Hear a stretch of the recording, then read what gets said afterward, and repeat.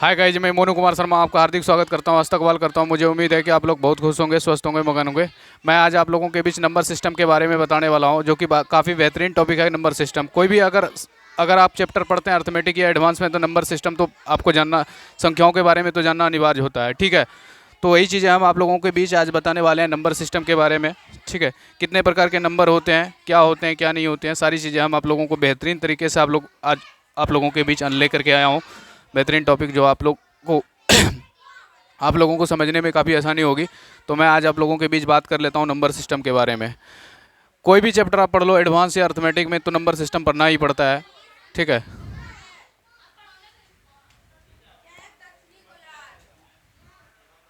Number system ये एक जो होता है क्लासिफिकेशन ऑफ नंबर सिस्टम का एक पार्ट होता है।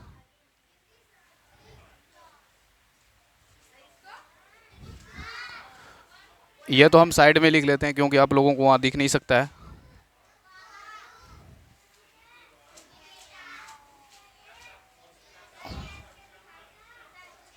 नंबर सिस्टम,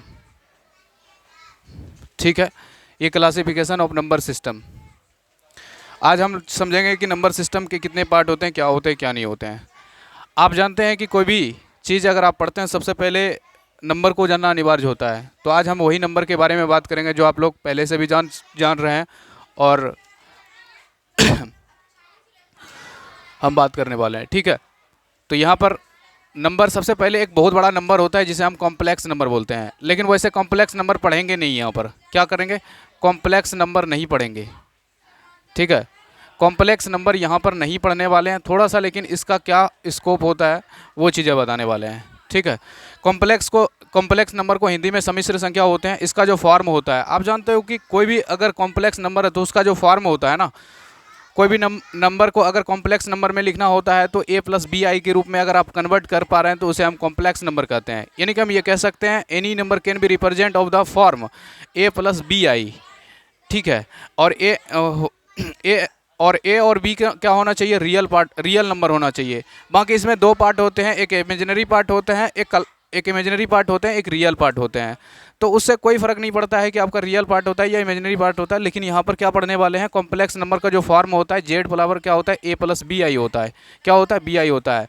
लेकिन यहाँ पर क्या होता है, हियर ए एंड बी, ठीक है, A and B are real number, A and B are real number. ठीक है, रियल नंबर होगा, क्या होगा, रियल नंबर होगा।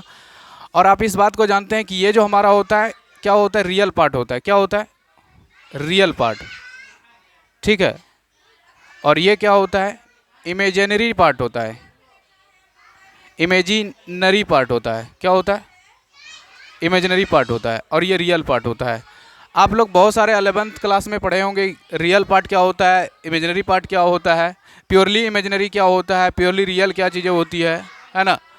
अगर आपसे पूछा जाए b बराबर 0 हो जाए तो ये क्या हो जाएगा, प्योरली रियल हो जाएगा। अगर a बराबर 0 हो जाए तो प्योरली इमेजिनरी हो जाएगा। ये सब चीज़ें आप लोगों ने पढ़ा होगा। और देखिए, कम्प्लेक्स नंबर के बारे में एक बहुत बड़ी चीज़ें समझना होता है। जैसे आई है ना, आई का स्क्वायर बराबर -1 होता है। क्या होता है, आई का स्क्वायर बराबर -1 होता है। आप आई की पावर कुछ भी ले लें, ठीक है। देखिए, आई की पावर यहाँ पर दो प्रकार से हम बता देते हैं आप लोगों को। अगर आई की पावर आई स्क्वायर, ठीक है ना, का इसका जो मल्टीप्लिकेशन ऑड नंबर के साथ अगर हो जाए, क्या होगा, ऑड नंबर या कोई भी नंबर की बात कर लेते हैं। फिलहाल अभी कोई भी नंबर की मल्टीप्लिकेशन की बात कर लेते हैं। ठीक है, कोई भी नंबर की मल्टीप्लिकेशन की बात कर लेते हैं। तो आपको क्या करना है, आपको किस तरीके से इसको ब्रेक करना है। सबसे पहली चीज़ है तो आपको ब्रेक करने का जो सिस्टम होता है वो सर्ड इंडिसेस को आपको आना चाहिए। ठीक है, इंडिसेस, बेसिकली यहाँ पर इंडिसेस आपको आना चाहिए। जैसे दो के घात में आई की घात दो में आपको कन्वर्ट करने के लिए आना चाहिए। जैसे हम बात कर लेते हैं आई की, है ना, आई की घात कितना, 64 का है। ये जो होता है, ये तो आप क्या बोल सकते हैं, एक्सपोनेंट बोल सकते हैं, है ना, एक्सपोनेंट। ठीक है, या तो फिर क्या बोल सकते हैं, डिग्री बोल सकते हैं, या तो फिर क्या बोल सकते हैं, इंडेक्स बोल सकते हैं। ठीक है, या तो फिर क्या बोल सकते हैं आप इसे, पावर बोल सकते हैं। क्या बोल सकते हैं? पावर बोल सकते हैं। आप कोई भी चीज़ें बोल सकते हैं, कोई दिक्कत वाली बात नहीं है। आई की घात 64 है तो आप मुझे ये बताइए सीधे सीधे, आई की घात 64 है तो आप क्या लिख सकते हैं? आई का स्क्वायर और 32 लिख सकते हैं? बोलिए हाँ या नहीं। 32 आई का स्क्वायर इंटू 32 लिख सकते हैं, बेसिकली आप लिख सकते हैं। अब जानते हैं कि आई स्क्वायर बराबर क्या होता है? -1 होता है। -1 होता है, -1 की घात 32 है यानी कि 32 है, तो आप क्या क्या होगा इसका आंसर? +1 आएगा।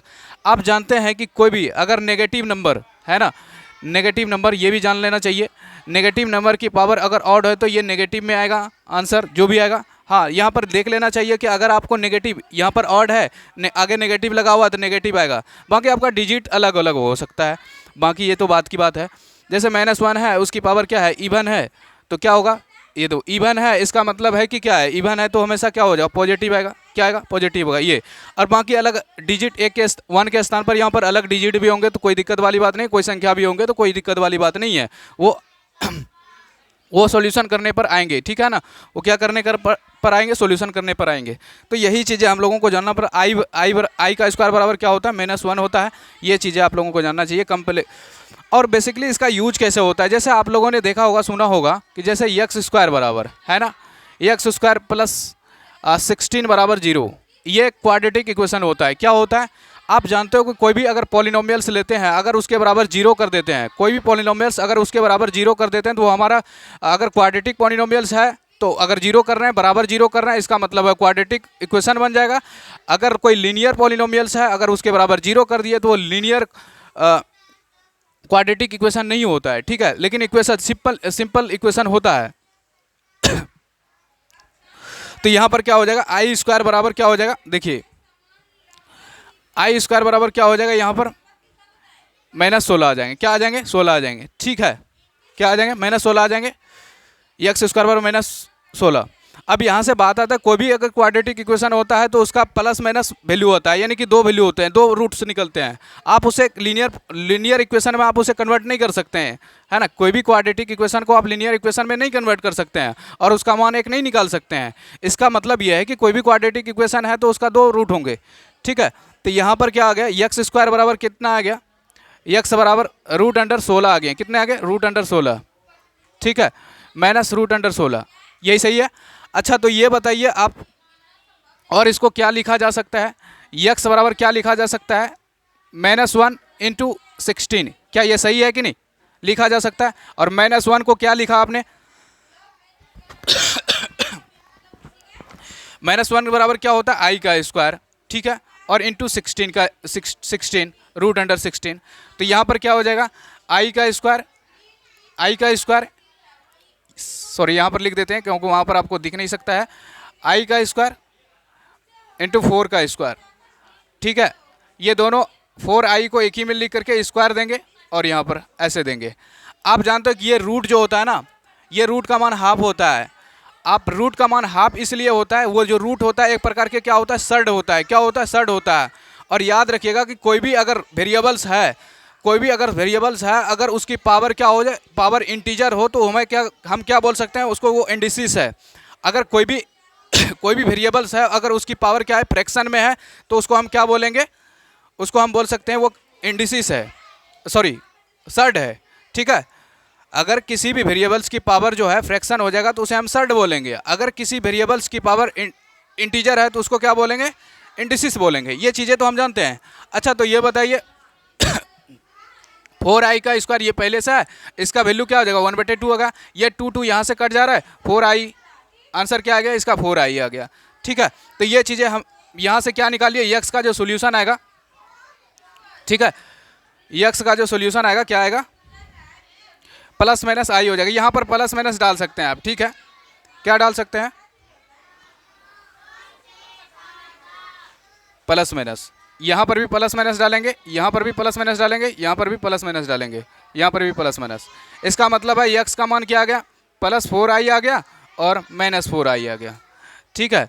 ये तो सिंपल है। लेकिन यही चीज़ें अगर आपसे पूछ देता, क्या पूछ देता, मैं आप लोगों को यहाँ बताने के लिए चाहता हूँ, यही चीज़ें अगर इसी का x स्क्वायर -16 बराबर ये 0 पूछ देता, तो ये भी एक प्रकार के क्या होते हैं? क्वाड्रेटिक इक्वेशन होते हैं।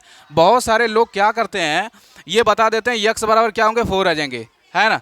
मेरे भाई ये बता सकते हैं क्या यक्स बराबर अगर 4 भी पुट करेंगे तो इसे सेटिस्फाइड करेगा, यक्स बराबर माइनस भी 4 भी पुट करेंगे तो इसे सेटिस्फाइड करेगा। इसके इसका मतलब यहाँ से क्या आ जाता है, यक्स बराबर प्लस माइनस 4 होगा कि नहीं, बिल्कुल होगा। ये इसलिए होगा क्योंकि आप जानते हैं कि कोई भी क्वाड्रेटिक अगर इक्वेशन होता है तो उसका रूट्स कितने होंगे, 2 होते हैं।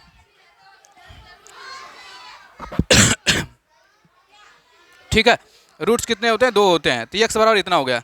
चाहो तो आप ऐसे भी निकाल सकते हैं, कैसे निकाल सकते हैं, यक्स स्क्वायर, ठीक है, माइनस 4 का स्क्वायर बराबर 0।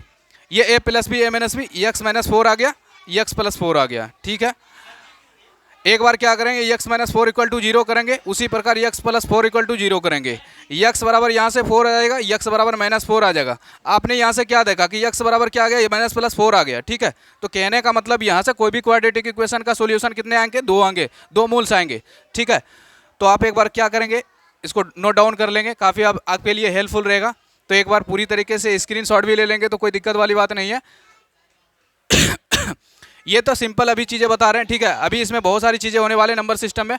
नंबर सिस्टम को अगर कतई जहर से आप समझने के लिए चाहते हो तो आपको हमारे साथ बना रहना पड़ेगा। चलिए तो इसको मिटा देते हैं।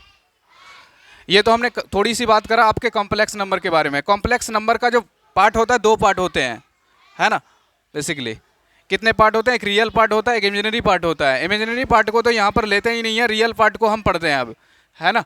कॉम्प्लेक्स नंबर का जो 2 पार्ट होता है, एक रियल पार्ट होता है, एक इमेजिनरी पार्ट होता है। और इमेजिनरी पार्ट नहीं पढ़ करके यहाँ पर क्या पढ़ेंगे, रियल पार्ट पढ़ेंगे। ये जिसे हम रियल नंबर भी कहेंगे, ठीक है ना। तो आज हम पढ़ते हैं रियल नंबर के बारे में। ठीक है, रियल नंबर जिसे हम वास्तविक संख्याएं बोलते हैं। रियल नंबर को बेसिकली 2 बराबर भागों में डिवाइड कर दिया गया है। एक होता है इरेशनल होता है, ठीक है, दूसरा क्या होता है, रेशनल होता है, रेशनल होता है। ठीक है, रियल इरेशनल का मतलब होता है, इरेशनल नंबर का मतलब ये हुआ कि यदि किसी संख्या को पी बाई क्यू के रूप में नहीं लिखा जा सके और क्यू बराबर नॉट इक्वल टू 0, देन हम ये कह सकते हैं कि वो संख्या कैसी होगी, इरेशनल होगी। अगर आप इंग्लिश में बात करो इसकी परिभाषा, ठीक है, तो आप लिख सकते हैं any number can be represent of the form P upon Q can not form P upon Q is known as the real imaginary number. Yes, अगर इमेजिनरी नंबर है तो उसे क्या लिख सकते हैं, पी बाई क्यू के रूप में फॉर्म में नहीं लिख सकते हैं। यानी कि हम ये कह सकते हैं कि आई से इमेजिनरी डिनोट करेंगे, नॉट इक्वल टू फॉर्म क्या होगा, पी अपॉन क्यू। इसे क्यू बराबर नहीं लिखा जा सकता, क्यू बराबर नॉट इक्वल टू 0। और पी एंड क्यू यहाँ पर क्या होगा, इंटीजर होगा। बेसिकली इंटीजर तो होगा लेकिन इससे कोई मतलब ही नहीं बनता है यहाँ पर। जब होगा नहीं इस फॉर्म में तो इसका कोई मतलब ही नहीं होता है कि यहाँ पर क्या होगा, इरेशनल होगा। ठीक है, ये मतलब केवल और केवल बनता है रियल नंबर में बनता है। किस नंबर में बनता है, रियल नंबर में बनता है। ठीक है, जैसे मैं बात कर लेता हूँ √2, ये क्या है, एक इरेशनल है। ठीक है, इरेशनल है। √3, √5, आपने आगे 10th क्लास में ये जब आपने पढ़ा होगा नंबर सिस्टम, तो ये भी प्रूव करने के लिए आप लोगों को सिखाया होगा कि √3 एक अपरिमेय संख्या, इसे परिभाषित कीजिए, इसको प्रूव कीजिए। ये चीज़ें आपने पढ़ा होगा, लेकिन मैं यहाँ पर बताने वाला नहीं हूँ ये सब चीज़ें। थोड़ा सा यहाँ पर आप क्लासिफिकेशन ऑफ नंबर पढ़ रहे हैं, कोई भी तमाम ऐसी संख्या है रूट वाले। ठीक है,